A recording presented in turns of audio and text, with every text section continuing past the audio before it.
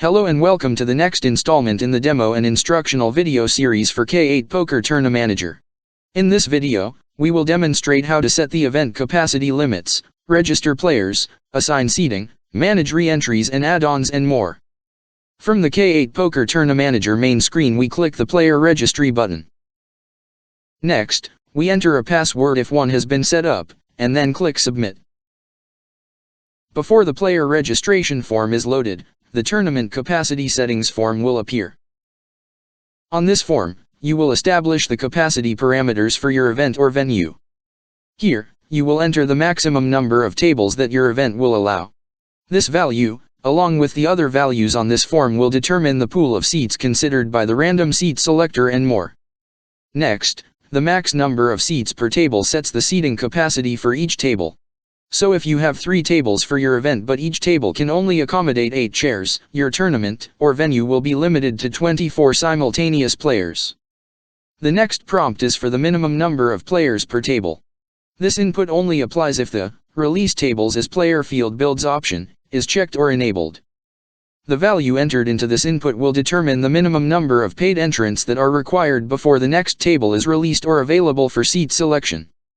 For example, let's say your venue can support 24 players, but you don't know if you are going to have 5 players, 24, or something in between.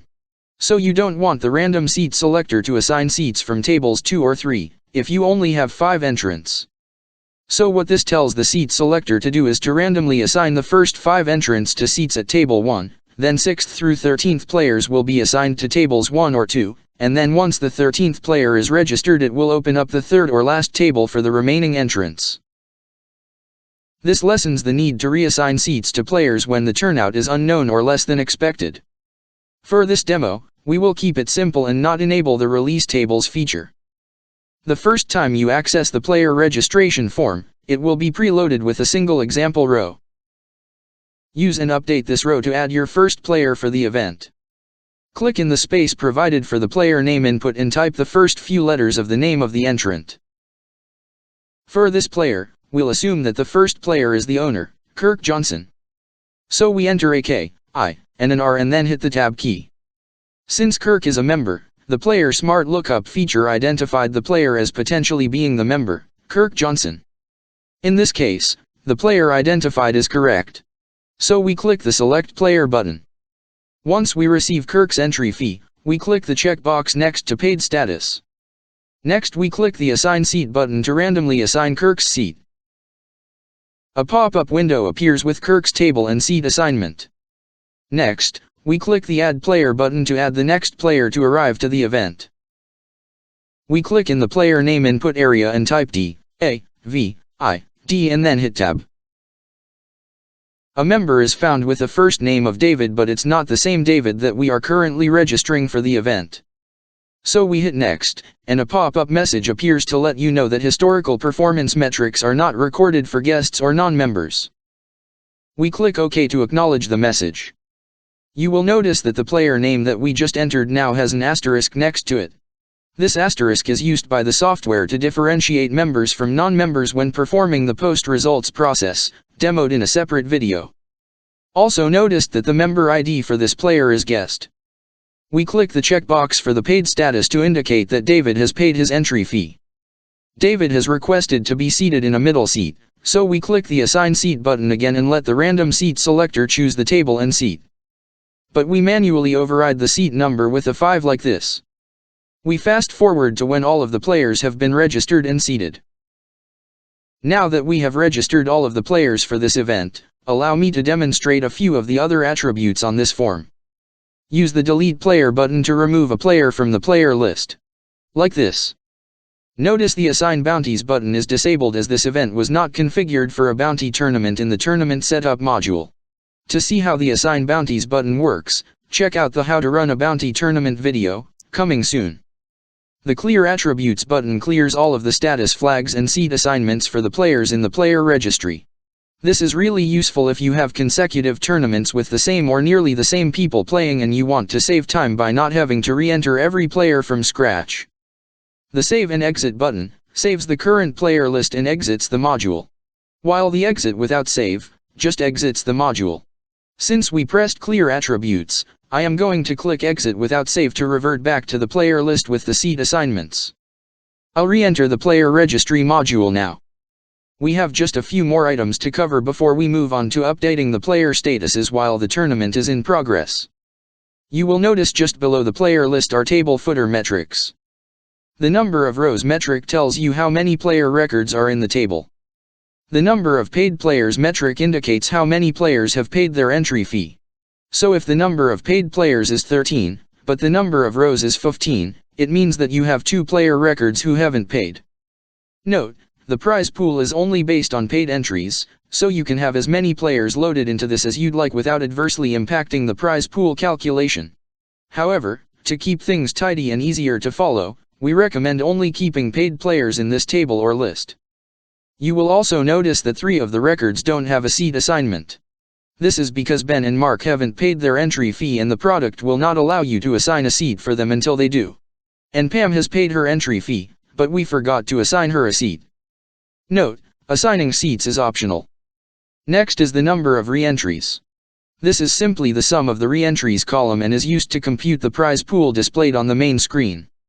Likewise, the number of add-ons is the count of players who opted for the add-on, and it is factored into the prize pool as well. Finally, the number of players eliminated is a count of players with the eliminated flag checked.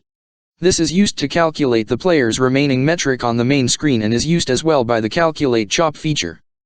The Purge Player link allows you to clear the player list completely by removing all player records. Now let's save and exit and demonstrate how to update the player list as the tournament is running. Just for this demo, we're going to set the timer to accelerated to simulate a live tournament. So we click Administration and enter our password. We'll turn off the audio announcements like this. Next we'll change the timer speed mode from normal to accelerated. We click Save Settings to save our changes, then click OK to acknowledge that the settings have been successfully saved and exit the administration module. Now we can kick off our simulated tournament. We click Start Tournament to start the event. And click Continue to accept the warning. Now let's pretend that Gary was knocked out of the tournament and wants to re-enter. So he pays the re-entry fee and is given a fresh stack of chips. As the host we can update Gary's re-entry count now or wait until the next break. For this demo, we'll assume the host wants to update Gary's player record immediately. So we go back into the Player Registry module. And locate and select Gary's player record. We update the number of re-entries to 1, like this. Once we leave that input area, we are presented with a pop-up identifying Gary as the first player eliminated from the tournament and the recipient of the dubious Colby Award. We click the X in the upper right to close this window. We notice now, the number of re-entries footer is updated to 1. We click Save and exit and continue playing.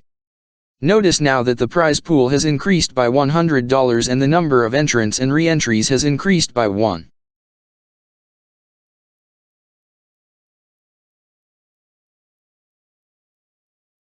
We jump to the first break where we've changed the timer speed mode back to normal.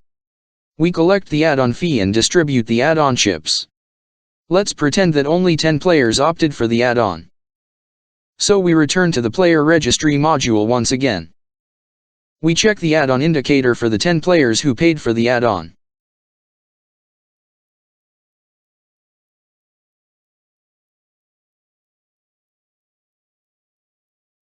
We save and exit again.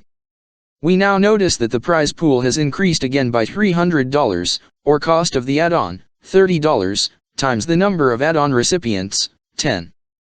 Lastly, although we won't demonstrate it in this video, we could return to the player registry at each break and check off all of the players that have been eliminated since the previous break.